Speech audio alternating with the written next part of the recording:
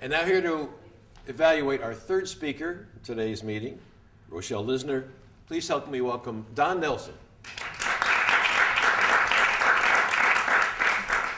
Mr. Master Evaluator, fellow Rough Riders, and welcome guests. And Rochelle. Rochelle, it is all there. All of it. Rochelle is really working on what we call a signature speech. A speech that she can take to a business environment and affect them in their business and make money. Lots of money. So this is really a microcosm, and this is her motivation, to start developing a signature speech. And I think it was all there. Everything, all the ingredients were all there. My goodness. I'll just repeat a few thousand of them. Humor, stories, irony, mother was there. Catchy phrases like up-and-coming neurosis. Nazis and Cossacks chasing you. The only reason to travel. Are you with Mr. Right or Mr. Tsunami? Or Mr. Baloney? Personal disclosure, passion. She did something that I happened to be a favorite of mine. She repeated a phrase, are you safe or sorry? Which is the title of the speech. Are you safe or sorry? I love that device. Because when people walk out of that speech, they will remember, am I safe or am I sorry? And next time they do something or think about taking a risk, am I being safe or am I being sorry? That's why it's so powerful. She uplifted the spirit, which was the objective of this manual. She inspired us. She knew her audience.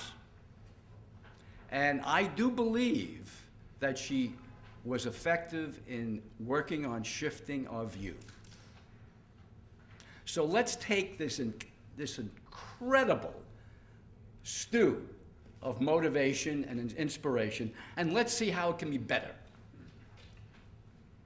Number one, I would change the order, the setup, because she really started to hit her stride when she got into the story about heartaches, personal heartaches, right? We were all laughing. And then about travel and so forth. I would start with that.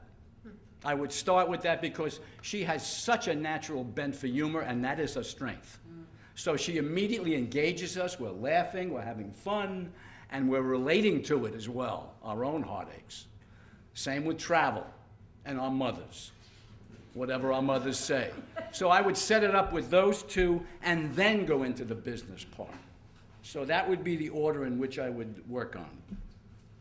And I think there would be more energy too. The fear part, that was great. That's what stops us. I would do the irony first. The irony part, don't eat that, don't do this, don't do that. That worked very well. And then I would end with the 3 steps that help us. That's the other order I would change. More practice will make this speech better paced and more passionate, and watch the voice register. When you get passionate, it goes up a little too high. But this is a great speech, and I'm looking forward to the evolution of it.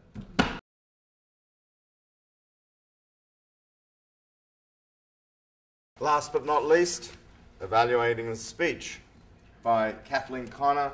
Help me welcome Don Nelson.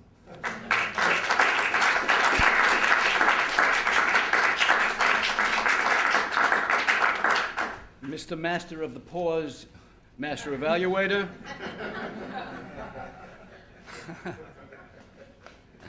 Welcome guests and Rough Riders. Laid bare my soul. Now, admittedly, I have heard this speech about 6 times. But the challenge was today to try to listen to this speech with different ears. I've heard this speech in contests. I've even blogged about this speech. Imagine that. Now, let's set the framework. This 7-minute speech is going to be longer because Kathleen is going to want to sell books. That's what this is about, right? Sell books. So hopefully they'll give you more than 7 minutes. So everything I say will have to be thought about in terms of a longer speech, because we went through a journey here today in 7 minutes. The death of a mother at 36, 4 children, the tragedy, the family trying to come to terms with it, the symbolic deconstruction of something about the mother, grief. I mean, this is 7 minutes. That's quite a journey. Now, admittedly, this is the first time I've seen this speech given by Renee Trainor and not Kathleen Connor. And it's the first time I've seen this speech given by a brunette and not a redhead. This is what I think this speech needs when it gets to Barnes & Noble and all the other places you're going to be giving it. Once you say, my mother died at 36, you have got to give us a chance to digest it. That requires a tremendous pause of digestion. So basically what I'm talking about is setups, transitions, and vocal. Those are the 3 areas that I'm going to focus on. The tone has to change. It has to be set up so that we feel and know you're responsible when you start racing through the house and doing all those things. It's too fast, slow it down. Transition. Okay.